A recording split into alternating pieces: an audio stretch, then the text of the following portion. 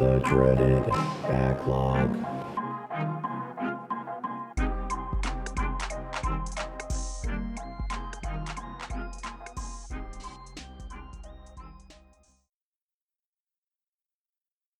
Hey y'all, this is Power here on a weekend.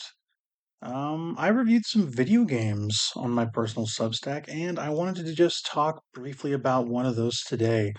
This is not going to be the longest thing in the world. Um, it might be pretty short, actually. It depends on how far we'll get. But yeah, I played and reviewed earlier this past month Little Gator Game. This is not a new game, not a new game at all. In fact, it's kind of an old one. I own this two or three different places, and I just got to it um, recently, and I have to say, it kind of hit me, as the kids say differently. You know, um, it's a pretty profound game for the time of my life that I am in.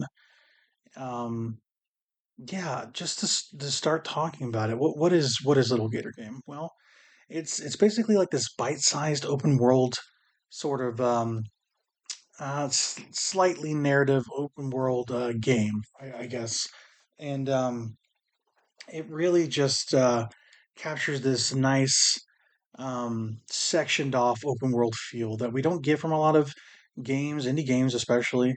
Um, it kind of reminds me of a little bit of like Chia. Um, oh, what's another good one? A Short Hike, especially. Um, a lot of a short hike for sure, and yeah. And I really found a lot of joy out of this game. I've been playing a lot of long games lately. Um, as the time I'm recording this is the end of April. Not a lot going on quite yet. Honestly, there's been a couple big games that have come out this past week. Um, but the deluge of like Switch 2 Summer and other big games coming this year, Death Stranding, Grand Theft Auto 6, that stuff hasn't hit yet. So I kind of needed a breather from stuff that's big, long, and rambunctious. I needed something that I could just gnaw on for a weekend and finish, you know. And it turns out Little Gator Game was like perfect for that sort of bite-sized, um, you know, I guess helping. It's a morsel of a video game in great ways though. Um, yeah, I guess the place I want to start is just Little Gator Game starts with you naming your little gator. He's this little guy, little green guy. Um, Initially, I don't think he has a hat, but he's got like these brown pants. And as you continue throughout the game, you get different costumes and hats and different makeshift weapons. Like for instance, he'll use a garbage can as garbage can lid as a shield and a wooden stick as a sword. You know, it feels like a the neighborhood of make believe from Mister Rogers. Everybody's just kind of doing with what they have and creating this whole like fantasy world in their backyard. And it's really cute. It's really cute. Um, he starts kind of just playing on this playground, and you name him. His name for me was Huggy, Huggie, like the like the diapers. And I don't know why I called him that. I think it's because I just wanted to give the guy a hug. I'm not gonna lie. Um, there's just like this inherent kindness and generosity of time that comes with the reality of early childhood that you know, I feel like this game really captures. There's a lot of playfulness and fun to this game. I just don't think we truly get enough of it in games, you know, that come out. It's a very innocent game for an innocent stage of life, and I really appreciated them capturing this sort of creative aspect of early childhood. It's really rare to see this displayed in media and games media, especially. Um, I guess what I mean by like the reality of early childhood here is children are born with the innate nature to love and to be loved, and they have no concept of time, which is kind of hilarious, because you know they're they're the youngest they'll ever be every day, and everything feels like a million years to them, and everything's like in a blink of an eye as well. They have no concept of time, of the constructs of it. But they're willing to share their free time so ably and freely because they just simply enjoy spending time with their loved ones. Just little kids love hanging out with people that love them and spend time with them. That's like children's love language is spending time with them. And that's really all they know. I love that this game captures that so beautifully. Um, it's like a sort of sweetness and emotional specificity I haven't seen replicated in many other art forms. Um, it's just like everything that this cast of woodland creatures does. Um, it just they're all spending time with each other because they're young, and that's all they know. I just love that. It's we just don't see these types of themes in more family friendly games, and I think it's disappointing because this is a crucial part of life for early childhood. Um, I crave more positivity in media, and it, I need it to balance out just the world because the world is just so harsh and so bleak these days. Lots of things are going on, and raising a child in a turbulent country world, it's you know harnessing and keeping that innocence intact is paramount to her development because there's even more pressures for her to be um what's the word to be kind of like impressed upon, I guess, by outer forces. And, I don't think it's a huge like conspiracy necessarily. It's just what the world does is grind you down and change perception and make you jaded. And I want her to retain her innocence as long as possible with my kid anyway. And I just having this little pocket, this little window into that stage of life is really interesting to me. Um, I just the main thing that you get is just everyone loves each other in this game. I love it. Um, my little gator Huggy, he's just got a bunch of friends he makes. Like he's never known a stranger. Um, he's never met someone he didn't like. You know, and as you kind of gather your small quote unquote army of island residents, everyone else you've met, they just start to like each other too. So like your friends become friends of friends. It's just like a little community by the end of it. And it's not the longest thing in the world. It's like 3 or 4 hours to kind of do most of the main golden path, if you will.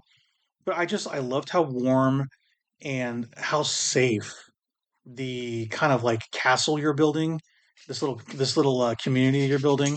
Um, Sorry, my dog is currently itching himself. I decided to keep him in here. We have a little community here. Honestly, we got a little one and then two dogs, and yeah, there's just that warm specificity that I love in media, and we don't get enough of it. Um, and this game just captures it beautifully. Playing this game though is it's really simple. It's not a mechanically dense game really. Um, you kind of you jump, you glide, you slide, you climb around many of the terrain, the hills, mountains, slopes. All you can even climb trees um, that make up the island, and it starts like really simple.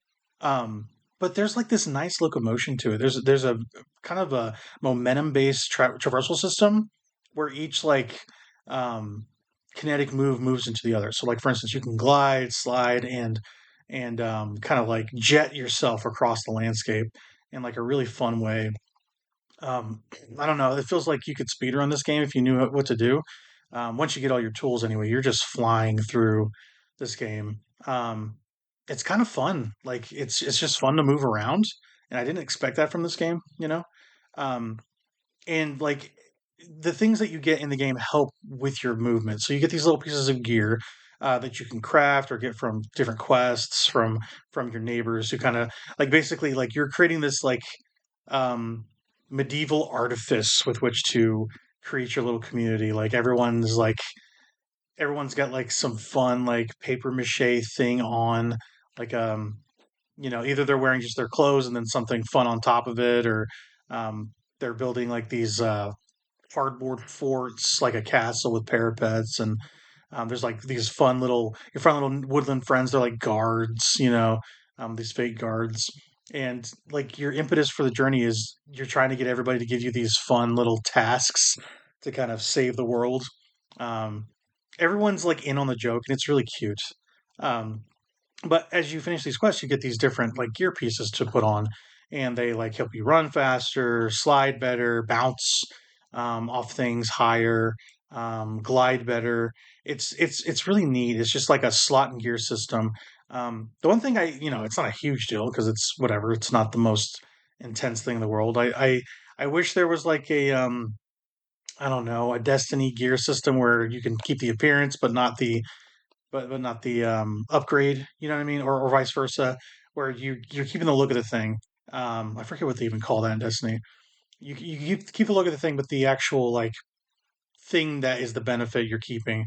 It's not just an upgrade path. You have to keep a piece of gear on to use it. Like for instance, if I take off the ninja headband off of my Huggy, um, he won't run as fast anymore because when you wear the ninja headband, he does this like Naruto run with his hands behind him. It's really cute. Um, but yeah, you get all these things. You get a like a ninja headband to run, trampoline shield to bounce off of, jump higher, and you even like get an inner tube to skip across the ponds that kind of dot the island. Each piece of gear, of course, you can wear it, almost everything, um, and not all the time there is that extra added benefit of the movement augmentation I mentioned. But yeah, just kind of like experimenting and mixing and matching gear. They can just help you reach tall places, beat obstacle course races, and solve a bunch of quests that your new friends will give you while you try to build up your little castle area. So besides the gear that you get, there's these like wearable wristbands that you can find from locating this specific character. He's kind of funny looking. I don't even know how to quite describe him. He reminds me of Mr. Libido from the Yakuza games. He just kind of pops up here and there. But you can buy stuff from him, these wristbands with this paper currency you get from like destroying a bunch of cardboard facades and fake enemies throughout the game. There's no like real combat, but there's like obstacles you can kind of hack away at. And you get this paper currency. And when you buy these wristbands, they'll allow you to add another stamina wheel to your guy. And it'll let you, it's like Breath of the Wild. You get a stamina wheel for finishing, um, you know, this many dungeons. This you just purchase it and you have it forever. And it'll let you climb more things on the island for longer, for instance. But yeah, I was just surprised by how good the gameplay felt all the way through it. It's just clever and it's fun to play and it never gets old. It never gets old. It's really um, it felt like it was thought out without being overcomplicated, and I appreciated that because for how short the game is, like it doesn't burden you with all these mechanics and tools. It goes like, hey, you want to have fun? We developed a system for you. You can go deep on it if you like, but we know you're just kind of making a pit stop while you're through other games. Just if you're here, just enjoy yourself. It's a casual time. The thing that made me want to write about this game and kind of talk about it is just the story. At its core, it's about growing up. It follows the little gator um, alongside his best friend slash sister, quote unquote, big sis. That's her name. And it's the relationship that kind of brings about the story. The thing is, like, big sis, she doesn't have any time for playing or hanging out with little kids. She's off to bigger and better things. She's becoming an adult. It looks like she might be in college slash working a kind of a first job out of college. It's not clear which she's kind of doing, but she's working on things while you're basically begging her to play with you. And she basically always rebuffs him, and it's really sad because he basically it's demonstrated throughout the game these like sort of like ghostly vignettes that you come across um or across the terrain. Like you'll click on it and you'll relive this moment about how you and big sis were at this area and you were doing this thing, like we're on this rocky outcropping and I almost fell and she caught me because she's always there. Or we climbed a tree and I almost fell down but she caught me. It's just like this really bittersweet sort of feel that you get throughout this kind of coming of age for Big Sis and leaving childish things behind, including her brother. It's really bittersweet because I can relate to that. Um, a little background: I have a huge family. I have 9 siblings. And with that comes a bunch of age gaps because I'm one of the oldest, and I have a bunch of younger siblings that I really connected with since I didn't really have a pair for myself because it was me and my sisters really kind of sandwiching me on each side. I have an older sister and then a one right beneath me. And then I have basically five brothers straight, almost um, four brothers straight technically, and then a sister, brother, sister. So it's bookended on each by brother, sister, brother, brothers in the middle, brother, sister, brother, or sorry, the inverse of that: sister, brother, sister, brothers, and then sister, brother, sister. Not important. Anyway, um, I am very close with my youngest brother, Israel. Um, he's one of my best friends even still, and I feel like I just don't give him the time of day sometimes, and it's really you know it takes it out of me a little bit thinking about it. I I see myself in this situation where even now he's still wanting to spend time with me, even though I've moved away, and it's tough because I really want to be there for him. But at the same time, I feel like he's growing up without me a little bit, and it's pretty heartbreaking, honestly, because I grew up having a very large family, and we were so tight knit. And when it came time for me to kind of move on and start my own, you know, there's an actual physical space in between me and them, and it's pretty tough to think about, you know. But yeah, this game struck a pretty raw nerve with me because I feel like I don't even give my family the time of day sometimes, uh, because I'm really busy spending time with my own, and it's tough. It's just a tough situation to have a bunch of distance between people that I love and people that are important to me. So every time I see Big Sis rebuff Little Gator, I get kind of annoyed because I'm like, you don't know what you have. Like he's right there. Spend time with him. Um, and she just doesn't get it till the very end. It's pretty sad because the impetus for the story is this relationship, and he basically gets his entire island friends together to kind of make his sister notice what they did so they can enjoy playing with each other again. Um, the thing is, like, she's making all these games for him while he's growing up, and it's kind of exhausting entertaining your younger one, and it's probably a little bit of the reason why sometimes I was annoyed back in the day where I'm like, oh, I gotta stop what I'm doing and hang out with this kid who just wants to spend time with me, and I gotta entertain them and come up with something fun. It's I would give anything for that now, but in the time and space back then, I felt like it was a bother maybe. Um, but it's not. It's not. It's just you become so preoccupied with your own life and a life you're starting. It's just yeah, it's just tough to kind of square that with yourself in the moment. Looking back is really it's really evident that things are not the same anymore, And we have a really good relationship still, but it's I see him 4 or 5 times a year. I see my family 4 times a year. It's not just him either. It's a bunch of my other siblings that I don't see as much because of the distance. They live in a different state, So, little Gator, getting back to the game, he basically creates this entire neighborhood, this entire kingdom for his sister to celebrate, or not celebrate, to investigate with him and to kind of have fun with him, right? Um, yeah, he gets everybody together, kind of build it. It's really kind of beautiful. They're hoping to attract her to come play with them after their hard work.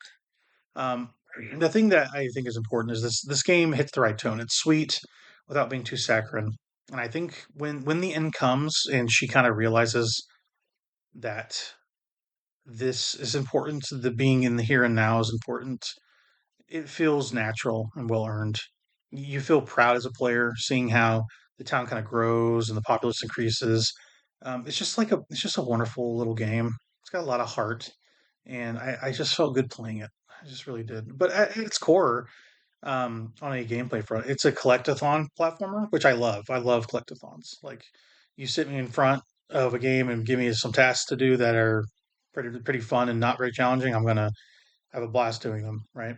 It's a lot of fun using whatever weapons you can find on the island to smack and destroy the cardboard enemies, like I mentioned. Um, and every time you strike them, like you get this paper currency, like I mentioned, and it kind of gets hoovered up by Little Gator as he kind of walks over it, which is nice. But yeah, little bits like vacuuming up the currency, hacking away at the cardboard monsters with your toy weapons, and like the movement and platforming. It just makes it a fun and satisfying game. Like it's just really well made. I love little indie games like this. Especially, it reminds me of A Short Hike, which I mentioned at the top. Um, it's like this little slice of open world goodness, and it never outstays its welcome. It's a digestible and understandable game design that kind of reminds me of games like Super Mario 64 or Banjo Kazooie, where they're like both visually appealing and stylish family platformers from an era that we've kind of forgotten about, or not forgot. We haven't forgotten the games, but it's games that don't normally get made anymore. There's also like a smidge of Ocarina of Time in here. Um, it's just like it's that's kind of like bite-sized epic world that you're exploring. Um, and it kind of reminds me of like when you slash in the grass in a Zelda game. Um, this has that sort of feel to it where you're smacking a bunch of grass and getting a bunch of like rupees out or currency, you know. And it's also meeting all these unique NPCs that are really fun, have fun things to say. It reminds me of Zelda where you're encountering this like people in Lon Lon Ranch or Tingle, it reminds me of that. Just like all the inspirations between all these things come together to make this game. And I just think I think it's pretty special, you know. Um, once Big Sis decides to take a break and join in on the fun, that's when the game kind of ends, which like I mentioned, is kind of unfortunate. I know it's the goal for to try to attract her ultimately, but it's just really sad that she finally takes notice after all the effort put in, which is kind of the point for the kid, but you know, it's kind of sucks that they're making such a grand overture to curry her favor, but she seems impressed by the hard work, and it's just a gratifying little piece of storytelling that's the culmination of the game. Um, yeah, and I mentioned like the little vignettes that you kind of see. Every time I saw it, it reminds me of like going around my hometown and seeing places I've been with my family, going, "Oh, I remember doing this here and doing that there." It kind of reminds me of that too. Um, yeah, just like moving away was one of the hardest things ever, you know, and I treasure a lot of the early childhood because there was a lot of tough spots we were in as a family, as a whole family, not just somebody was dealing with something. Like I felt like when we were dealing with something as a family, it was everybody together. Um, I'm not saying a lot of those times were great, but I think I'm really close to my family because of stuff like that. Um, and you don't realize it until it's gone, but time is just really fleeting. Like you blink and you're 10 minutes, 10 miles down the road. Um, 10 years, 10 seconds, whatever. It's just time is just always moving. It's this constant reminder that things are not permanent. Um, you never spend enough time with your family. That's the way I feel. I also feel the same way when I think of my kid. I mean, I bring her up all the time. Feels like one of the only parts of my personality I bring up, which kind of, maybe I should get another hobby besides this too to kind of talk about on the podcast. It's video games and family for me these days. Like I don't have a lot of time for much else. My job is, of course, important. Puts food on the table, right? But I just worry I don't spend enough time with her in the little time I have during the week, and I feel like I'm not utilizing enough of my hours that I have free to focus on her when I'm not working. It's like a struggle to give my all after a long day, for instance. But it's something I never regret is spending time with her, because one day it's gonna be different. It's gonna be different, and she's gonna be gone, you know, and she'll either be too cool for me or she'll be too busy spending time with us one day, and the thought of that breaks my heart. I'm not looking forward to it, but life continues. We all grow up and grow apart in some small way. It's just a natural part of evolving, And seeing a little game like this, it just tackles very potent feelings of connection, and it's just raw for me to kind of deal with this because it's a very pointed thing to think about for myself. I'm not used to being confronted by this theme in media. Um, I'm just glad I played the game though. It caught me off guard how much I was affected by it, and yeah, I'm genuinely I'm just glad I can enjoy this thing and have thoughts about it. I didn't expect it to go this way. I thought I was going to play a fun little game in between my other stuff, like a little pit stop, and it was more than that. And I really appreciate it for it because genuinely, I'm glad I can feel and give love because I was shown that by my immediate family. We were very close growing up, and because I learned that stuff, I can give it to my family that I've made for myself. Um, and as my daughter grows up, she can learn those things and those lessons and take it with her. Um, you know, to kind of put an end on this, like it's tough, talking about all this stuff personally, but it is a personal experience. Playing Little Gator Game made me want to hug, which was tough when I finished it at like 12 in the morning. Um, I don't know. Maybe that's why I named the gator Huggy. Um, I don't know. It's tough. It's tough to know, but yeah, Little Gator Game. It's a great little thing. I recommend people play it. I don't think everyone's going to have an encounter like I do. Um, I dug it. I got a lot out of it. Um, I like games that respect my time, especially, and this one really did. So, yeah, that's pretty much my review of it. I highly recommend it. If you are looking for something like a stopgap, a little pit stop game, this is it. Um, it's always on sale. It's a perfect little indie game. I have almost nothing wrong with it. Um, it's rare to encounter a gem like this. I don't encounter many of these types of games with this emotional resonance for myself. And yeah, it's really good. So that's my review of Little Gator Game. Stay tuned for our other stuff. We got the podcast, we got some tape stuck stuff as the time of recording. We just recorded Perfect Blue with Noah and I. We're talking about that while we were trying to record and also buy our Switch 2s. So we were kind of dipping in and out. It might be a little. Hopefully he edits it well and we can get through it. Um, but yeah, it's a lot of stuff going on for us, and yeah, I'll be playing some more games and reviewing them. I have a couple kind of in the slammer ready to go. So yeah, this has been me for a review of Little Gator Game. Probably a dreaded backlog, I assume. If you're seeing this, it's probably going to be in the dreaded backlog feed. And yeah, you guys take care and keep gaming. Thank you for your time.